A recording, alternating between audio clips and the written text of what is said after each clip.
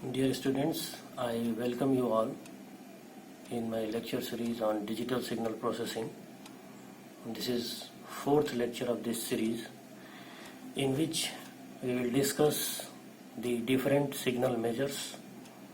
Suitable measures for signal means whether a signal is energy signal or a power signal. Depending on its periodic property, a signal may be classified as energy signal or power signal. And after that, we will see that any arbitrary signal, any arbitrary discrete time signal can be decomposed into its even part and odd part. Means it can be represented as the summation of even component of the signal and odd component of the signal. And next we will discuss various operations performed on discrete time signals like time shifting, time delay, time advance, folding in time domain, and then we will see decimation and interpolation operation. And basically decimation and interpolation operation are very often used in signal processing and particularly in image processing. So let us start. So signal measures for discrete signal are often based on summations. Summation is the discrete time equivalent of integration, and in the discrete sum SD, and this is known as discrete sum.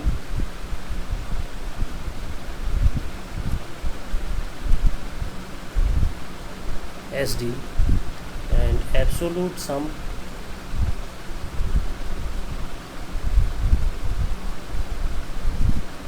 SA and cumulative sum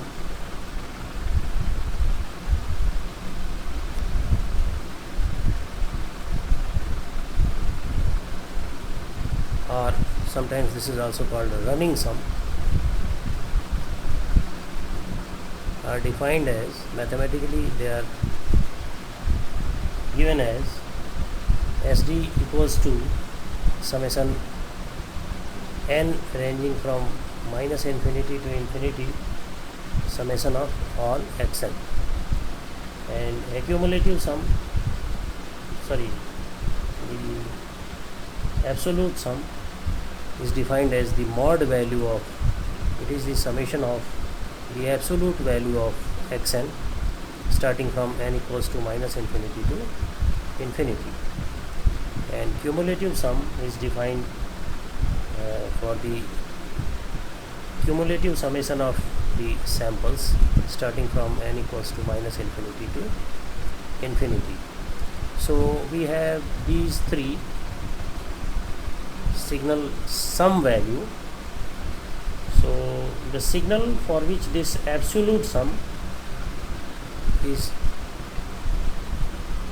finite, if this absolute sum is finite, then the signal is called absolutely summable.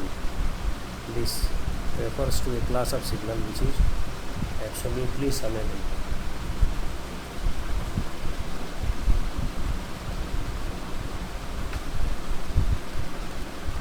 Now for a non-periodic signal, we derive a useful signal measure which is known as signal energy, and this is defined as the sum of the square of signal value. This is signal energy, means energy of signal xn is represented as Ex, and this is the sum of summation ranges from minus infinity to infinity, and we evaluate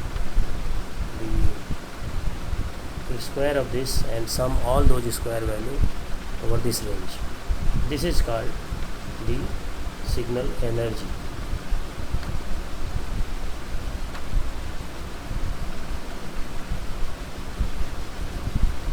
This comes to finite if signal is aperiodic in nature. So the measures for periodic signal are basically based on the average age, since their energy is infinite. If we calculate the same measure of energy for a periodic signal, we find that it is found to be equal to infinite. So suitable measure for that kind of signal is power, which is average of energy over a period. So how we measure power? The average value of signal power of a periodic signal xn with period n are defined as the average sum per period and average energy per period. So average sum per period is defined as x average, it is equals to the summation ranges for a particular period, that is from n equal to 0 to n minus 1, and xn, this is divided by the number of samples in this period. So this is called average sum.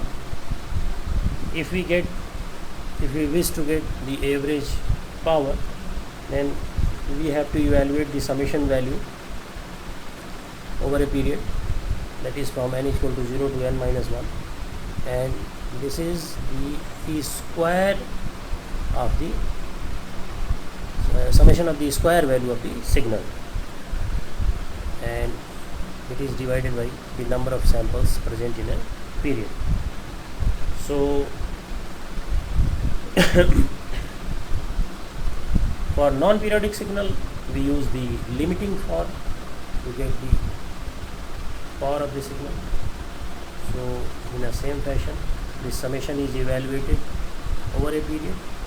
Say a period ranges from minus m to m, and the signal, the squared value of signal is summed over this period, and we divide the number of samples involved in this period. So the number of samples that are involved is total minus m to n, and then sample at origin contributes to this one, and then we get it for limit m tends to infinity. So this way, signal with finite energy are called energy signal or square summable signal, and signal with finite power are called power signal. In general, all periodic signals are power signals. All periodic signals are power signals. So let us solve some problem based on it. It will make our concept quite clear. So let us start solving some problems based on it.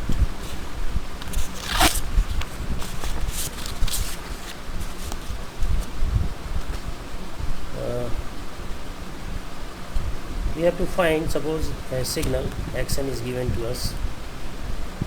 The signal xn is mathematically defined as 0.5 to the power n, for n is greater or equal to 0. This signal is defined for this range. Now if we have to find the suitable measure of this signal, so as it is seen, this is an aperiodic signal, so the suitable measure will be energy, and to evaluate energy we have the formula summation n equals to minus infinity to infinity x square n. So naturally the square value of the given signal, and this signal extends only from n equal to 0 to infinity, so this summation also ranges from n equal to 0 to infinity, 3 0.5 to the power n and square of this means it is equal to 9. And applying the GP formula, that GP formula, if you recall from your intermediate classes, summation n equals to 0 to infinity some alpha to the power n if we have to evaluate. So it becomes, the first term is 1, okay, 1 over 1 minus alpha. So this is 1 minus 0.25. So if you evaluate this to be equal to 12 Joule, it will come 12 Joule. Suppose, just for the sake of another problem, we have a signal xn which is defined as 6 cos twice pi n by 4, and you can see from this equation that this is a periodic signal whose period is n equals to 4. So naturally the suitable measure is power, and first we get the signal in the form of sequence. So the signal evaluated in the form of sequence, we put n equal to 0. So at n equal to 0, its value will be 1 and signal strength will be 6. At n equal to 1, its value will be pi by 2, and it is equal to 0, then minus 6, and then 0. These are the 4 samples in a period. So the signal power will be P is equal to summation n ranging from 0 to n minus 1,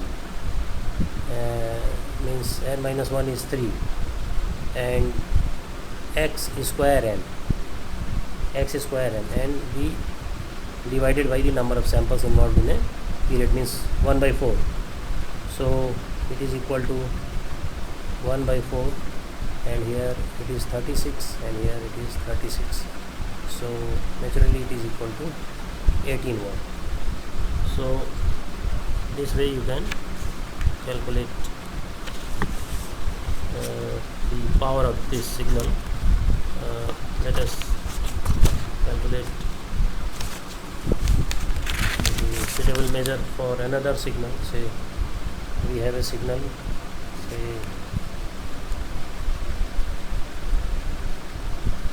xn equals to 6 e to the power j twice pi n by 4, and here also, as you can very easily see that its period is n equals to 4,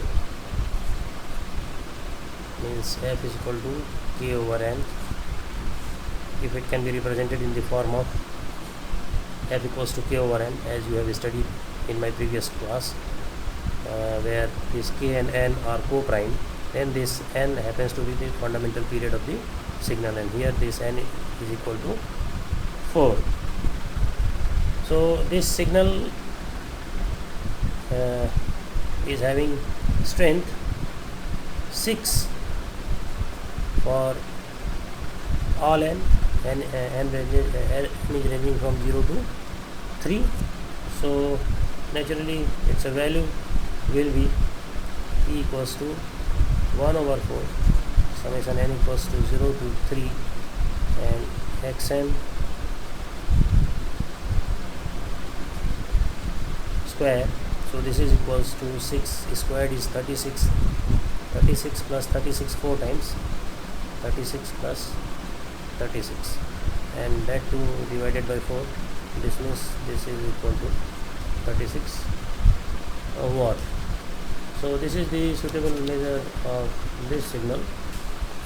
You can evaluate suitable measure for many signal. You can evaluate suitable measure for step signal, but it is to be noted over here that a unit ramp signal, if you evaluate, the unit ramp signal is neither a power signal nor an energy signal. So now we will define another class. Now we will discuss another class of signal, that is symmetric and anti-symmetric signals.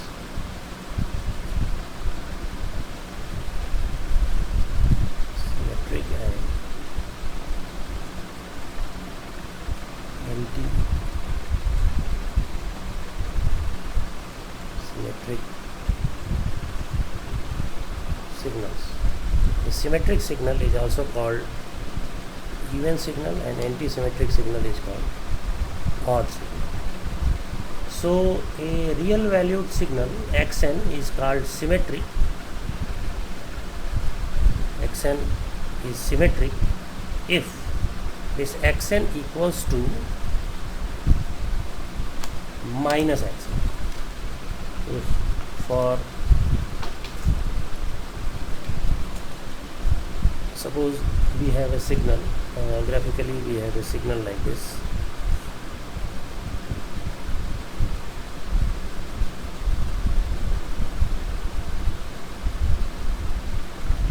and so on.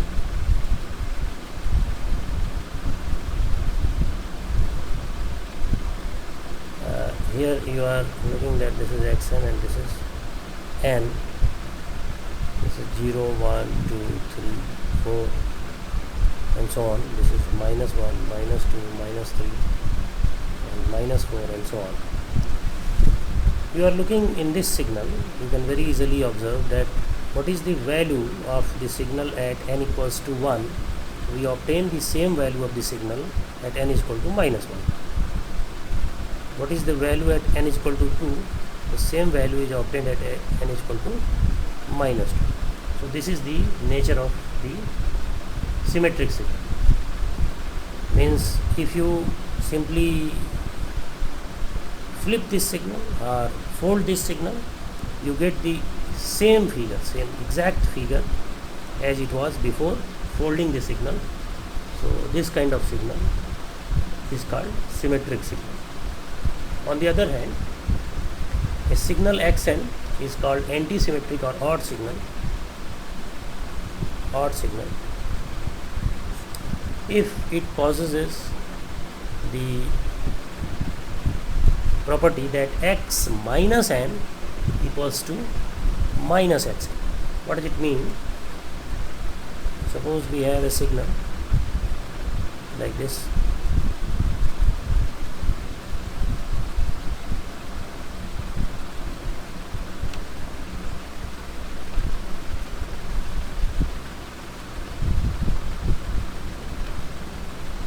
This is xn, this is n, this is time index or integer index, you can say 0, 1, 2, 3, 4, 5, 6, 7, and here it is minus 1 and minus 2, minus 3, minus 4, minus 5, minus 6, minus 7 and so on. So this is minus 1,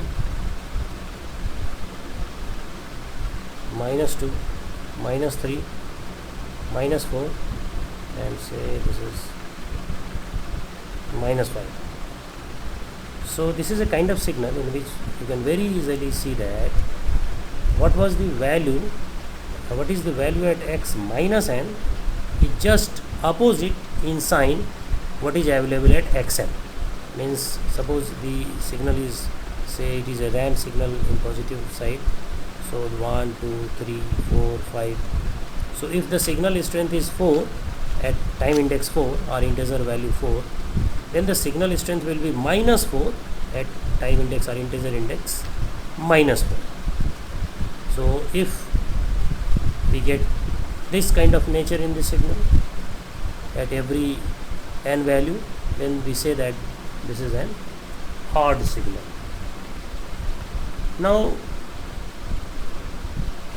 any arbitrary signal can be expressed as the sum of two signal component, one of which is even signal and other is odd signal. This means an arbitrary signal xn can be decomposed into even and odd component of the signal.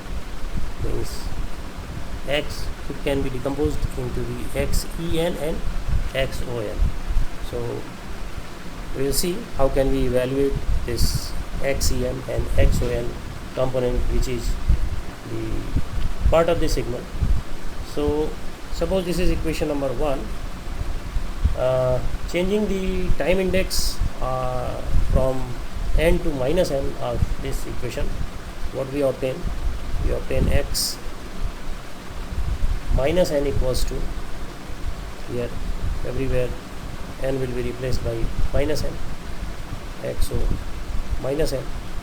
But what will happen?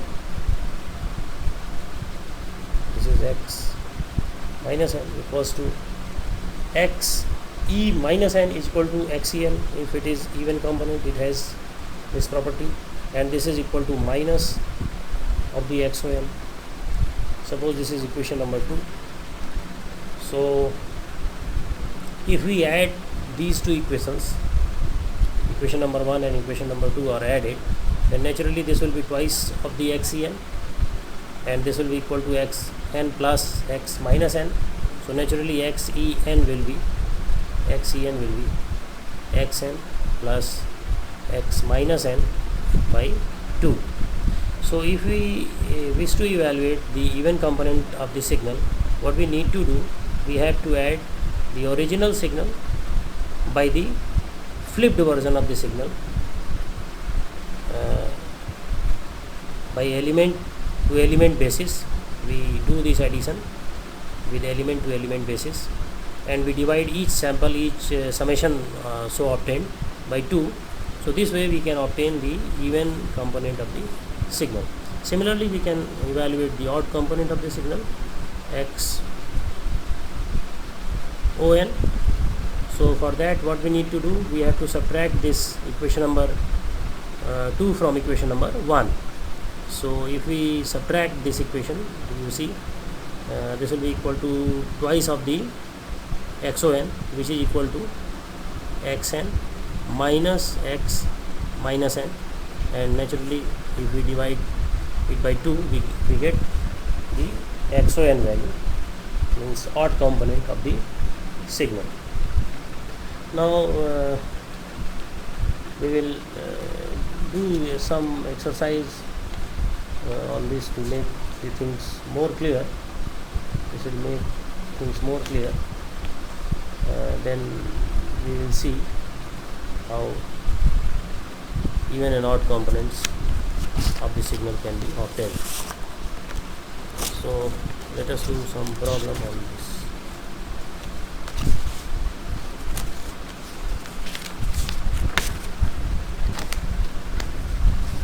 So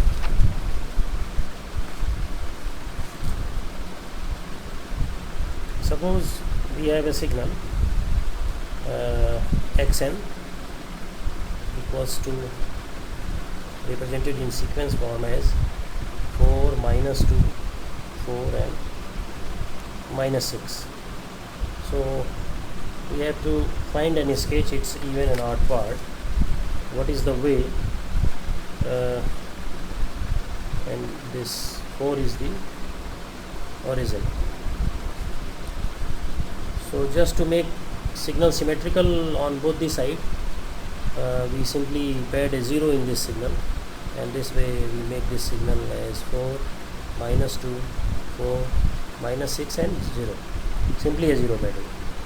Now if this is xn, then what will be the x minus n? If you see the x minus n, or you can simply evaluate the 0.5 of the xn, means each and every sample which is scaled by this 0.5 value.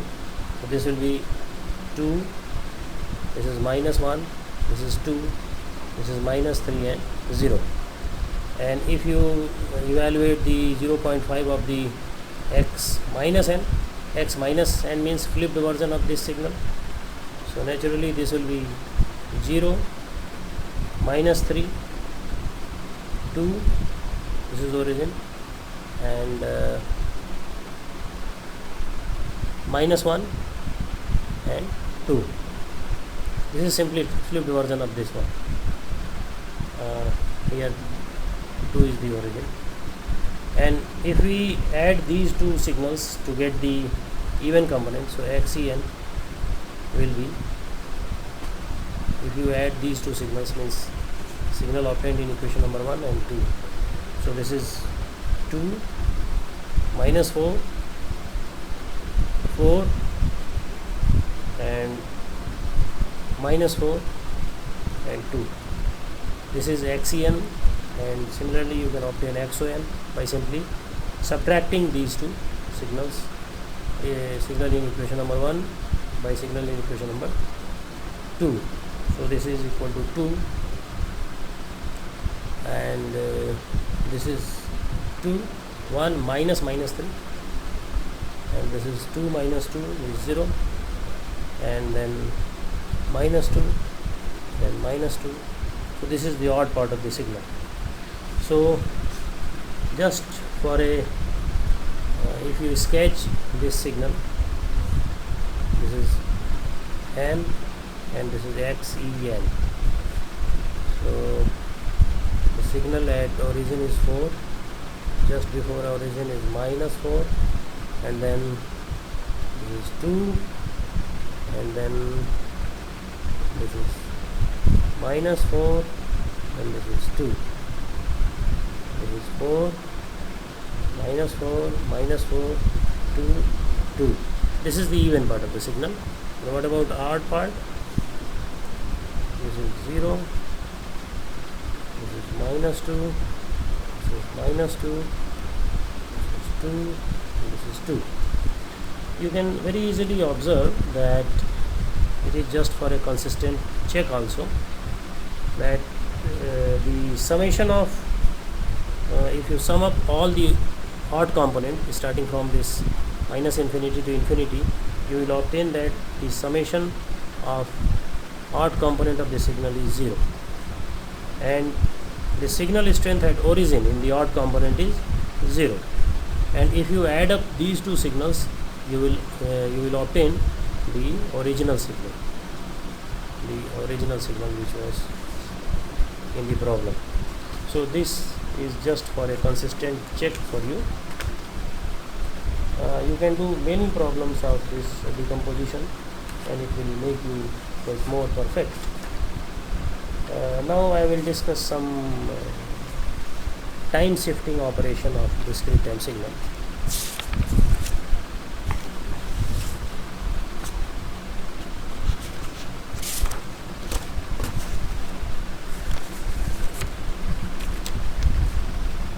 Suppose we have a signal described by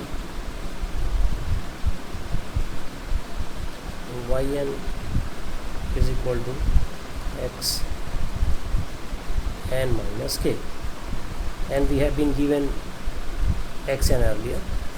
So what this yn is, in fact, this is xn shifted this plus k times on the integer axis. So this shift is basically this xn minus k is delayed version of xn by k units of time. So what does it mean? In fact, suppose if we have this kind of signal,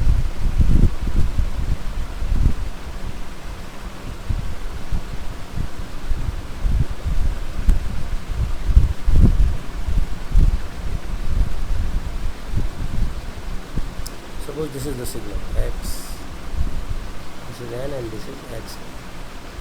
Now if this is 0, 1, 2, 3, 4, 5, 6, 7 and so on, this is -1, -2, the strength is say 1, 2, 3, 4, 5, 5, 5, 5 and 0, and before it was all zeros. So if we shift this by say k unit means I am simply shifting it by say 2 unit. So what does it mean? Each and every sample is shifted by 2 unit at the right hand side. This means what is occurring at this moment, say integer value 5 will occur at integer value 7 after shift. What is occurring at say integer value 1 will occur at integer value 3 after shift. Each and every sample is shifted right by this k unit of time. Now suppose if somebody says that y1n is another signal in which we are obtaining this kind of shift, then this simply means that xn minus k. This means a shift of minus k to the signal. This means the signal strength at 4 is shifted by minus k times. This means if k is suppose 2, it is minus 2, then what will happen? This signal which is appearing at 4 will appear at 2. The signal which is appearing at 5 will appear at 3. So this way we accomplish this shift in the signal, and this shift in signal corresponds to time delay or time advance. If the shift is having negative value, this is time advance, and if it is having positive value, then it results in time delay. Now there is another operation related with time, is folding of the signal. This means getting the flipped version of the signal. Suppose we have yn, which is flipped version of xn. So this is nothing but the mirror image of the signal xn. Now one can ask a question that whether folding and time shifting, they are commutative operation or not. So simply saying, this folding and time shifting are not commutative operation. One should always keep the order in mind.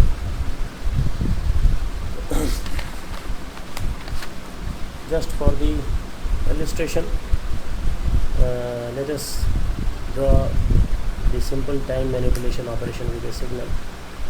The signal is say xn equals to 2, 3, 4, 5, 6, 7, where 4 is the origin, and if one wishes to evaluate yn is a signal which is equals to xn minus 3.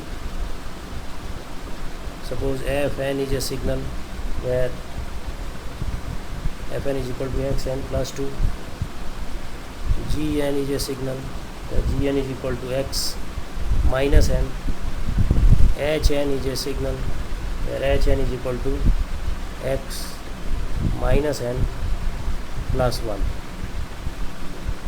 And Sn is a signal which is derived from this xn, which is equal to x minus n minus 2. So what are the shape of this signal? If you simply plot the xn, this is xn, 4 at origin, 4, 5, 6 and 7, and then 3, 2. Well, this is 2, 3, 4, 5, 6, 7, 0, 1, 2, 3, minus 1, minus 2. This is the shape of the original signal, and its start index is minus 2 and ending index is 3.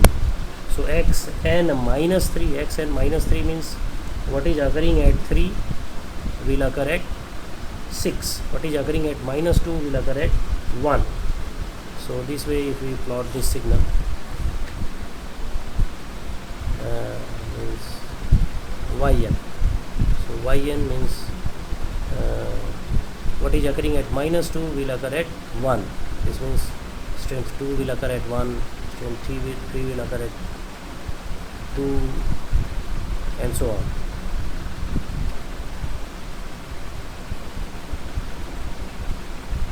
occurring at 3 will occur at 6. And if one wishes to plot xn plus 2, this means this is equal to x n minus 2, means what is occurring at minus 2 will occur at minus 4, what is occurring at 3 will occur at 1. So this way you can plot it. And suppose if one wishes to find out gn is equal to x minus n, so simply you flip this signal, and then hn is equal to x minus n plus 1. Then on the flipped version of the signal you have to give a left shift, means this is the flipped version. You say this is 4, this is 5, this is 6, and this is 7, this is x minus n, this is 3, and this is 2. So to evaluate x minus n plus 1, you have to give a shift of right by 1 unit of time. So what is occurring at minus 3 will occur at minus 2 after giving a shift. So after this shift for this signal I am drawing. So 4 will be here, 5 strength will be here, 6 will be here, and 7 will be here. This is minus 1, minus 2, 0, 1, and then 3, and then 2. So this is drawn for x minus n plus 1. Similarly you can draw for x minus n minus 2. So for minus 2 the signal will shift in this direction. So this is the detail about time operation of the signal, means time delay, time advance, folding. So here I am going to show you a graphical illustration of folding and time shifting. Here we have drawn a signal xn whose value is 0 at origin, and 1, 2, 3 and 4, and at the negative side of integer value it is taking value 2, 2 and 2. So first of all we will fold this signal. So the folded version of this signal will be simply the flipped version of this signal or mirror image of this signal. So it will be 1, 2, 3 and 4 this side, and rest of the sample values they are 0, and 2, 2, 2 at this side.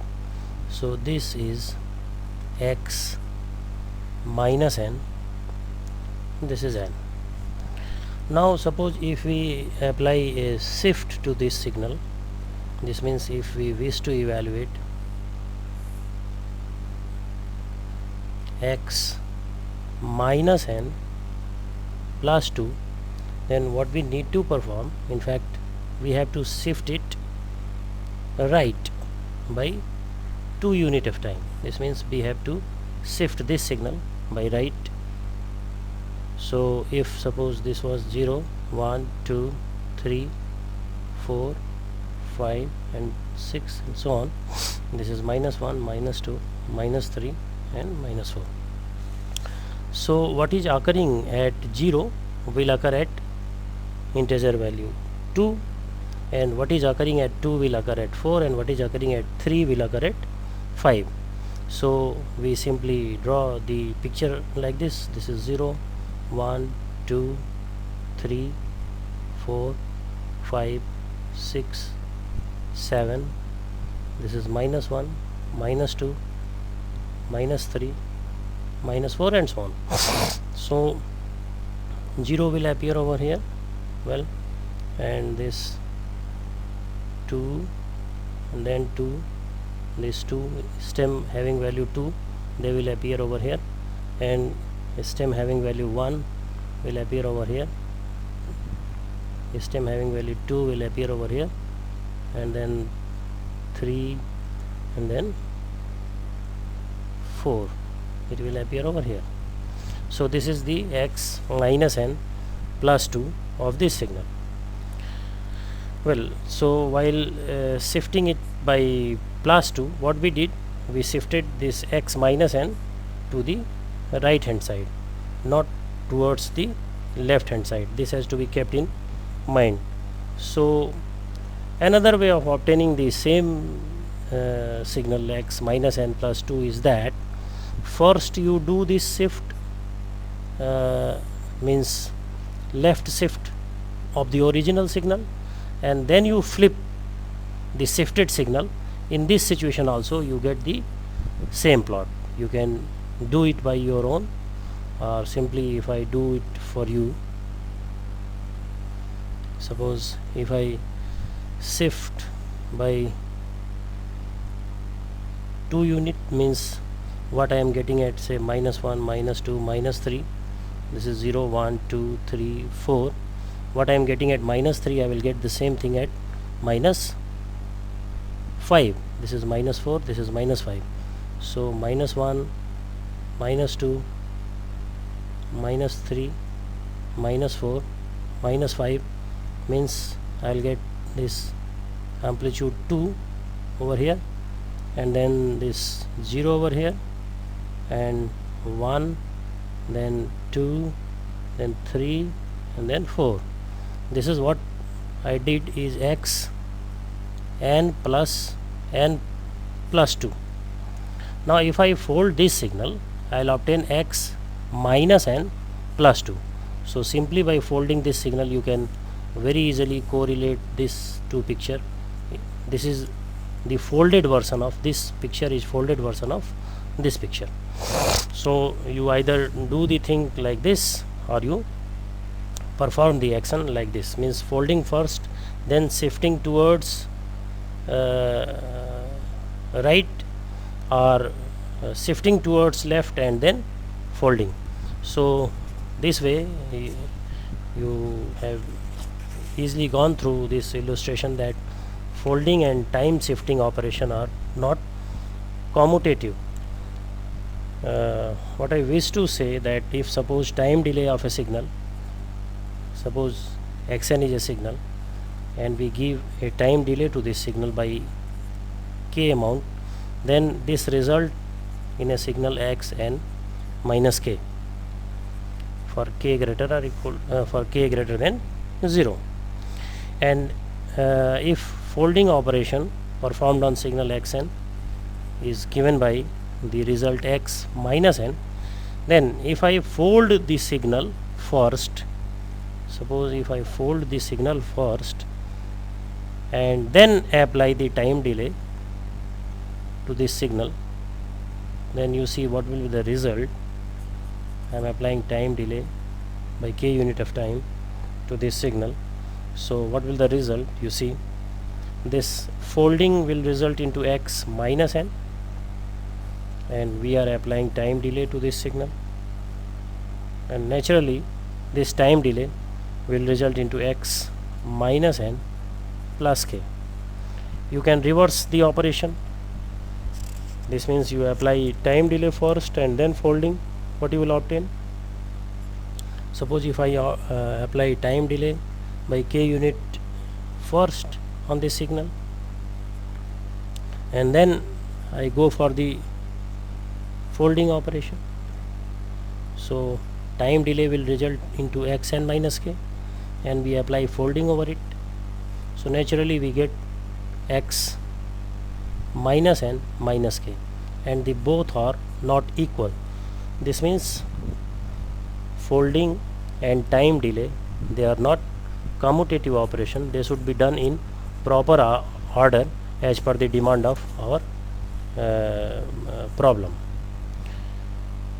So dear students, in this lecture we came to know about different signal measures, and depending on signal measure, signals can be classified as energy signal and power signal.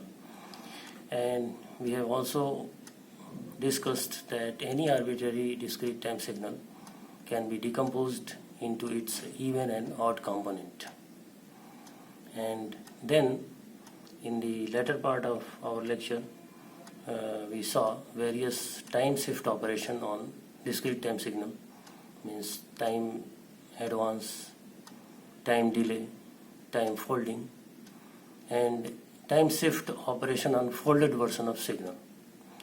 So precautions must be taken in shifting the folded version of signal and unfolded version of signal. And we also discussed that folding and time shifting operation are not commutative in nature. This means they should always be done in proper order. So thanks for viewing this lecture.